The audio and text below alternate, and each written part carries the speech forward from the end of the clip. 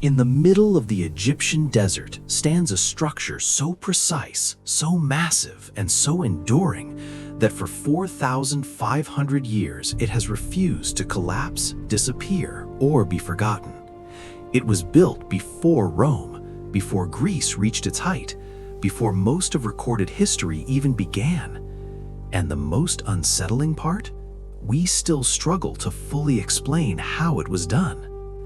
Around 2580 BCE, during Egypt's Old Kingdom, a young pharaoh named Khufu ascended the throne. The Greeks would later call him Cheops.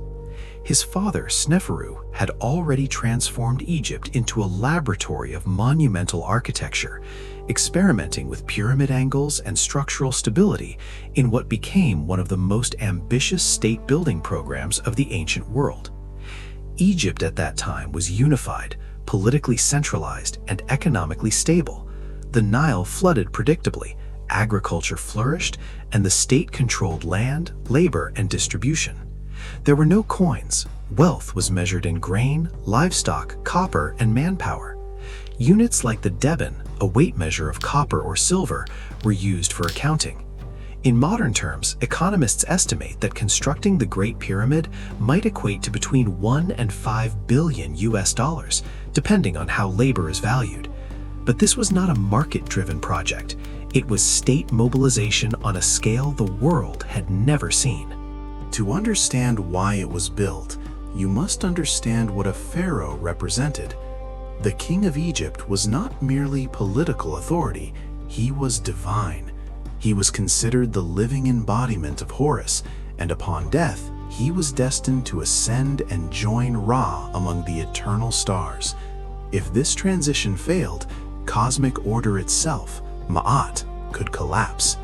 The pyramid was not just a tomb, it was a machine for eternity.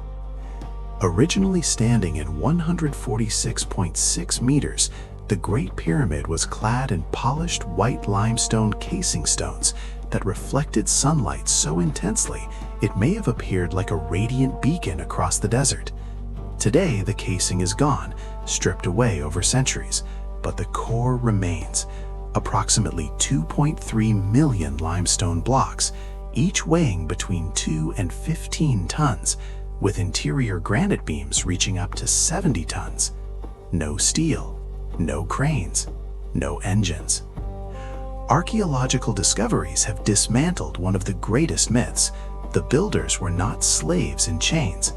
Excavations near the Giza Plateau uncovered organized workers' villages, complete with bakeries, breweries, storage facilities, and even evidence of medical care. These were skilled laborers organized into rotating crews, many working seasonally during the Nile flood when farming was paused. They were provisioned, managed, and buried with respect. The chief architect is widely believed to have been Hemiunu, a royal vizier and relative of Khufu. His large mastaba tomb near the pyramid reflects his status and suggests oversight of extraordinary logistical coordination. Stone was quarried locally at Giza for the pyramid's core. Fine white limestone casing blocks were transported from Tura across the Nile. Granite for the king's chamber came from Aswan, nearly 800 kilometers south.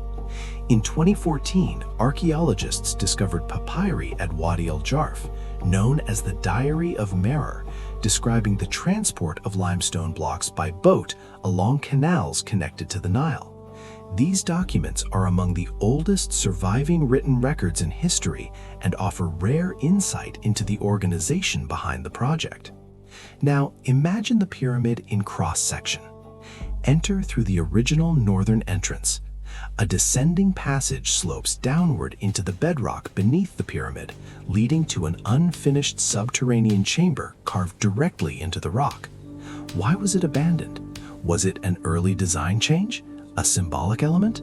A decoy? The answer remains uncertain.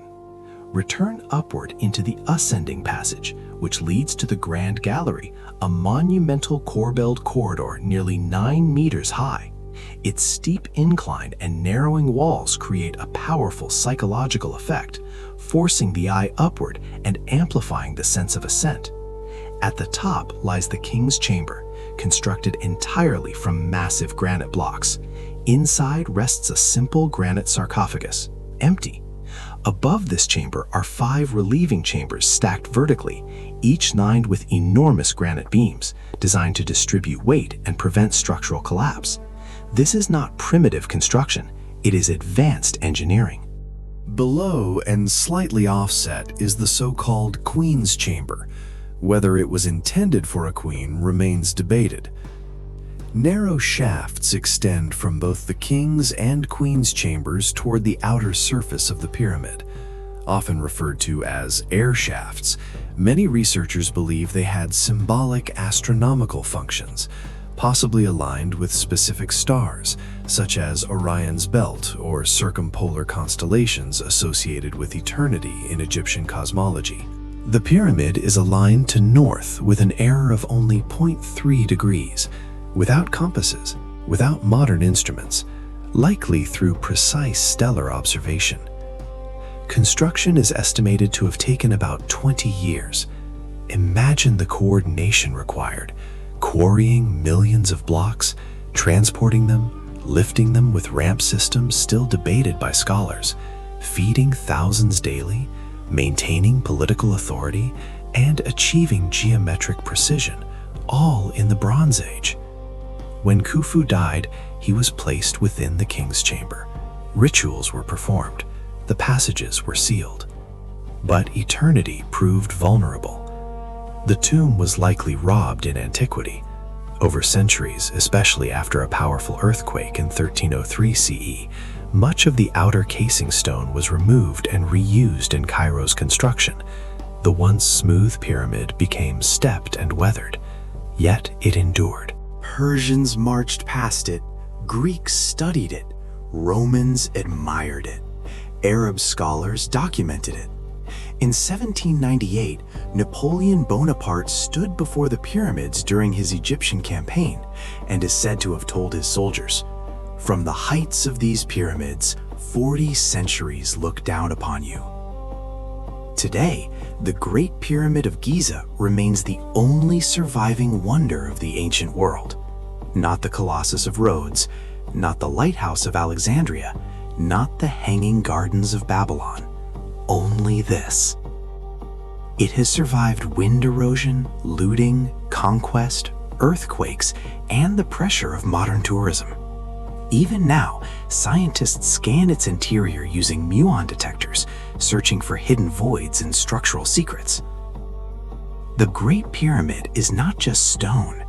It is organization without computers, precision without steel, astronomy without telescopes, power without modern machines. It is proof that human ambition, when combined with belief and coordination, can reshape the horizon itself. For 4,500 years, it has stood exactly where it was meant to stand. And that might be the most extraordinary achievement of all.